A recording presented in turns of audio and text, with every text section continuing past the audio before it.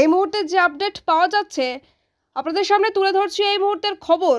সোনারপুরের rail লাইনের উপর শুয়ে ট্রেন অবরোধ তুলল পুলিশ। সোনারপুরে বিজেপির ট্রেন অবরোধ করতে গেলে অবরোধ তুলল পুলিশের সঙ্গে বচসা ও ধস্তাধস্তি। ঘটনায় গ্রেফতার প্রায় 15 বিজেপি নেতা ও কর্মীরা। পরে সোনারপুর থানায় ও পুলিশের সঙ্গে হাতাহাতি শুরু হয়। ঘটনায় ব্যাপক চাঞ্চল্য ছড়িয়েছে, উত্তেজনা তুঙ্গে।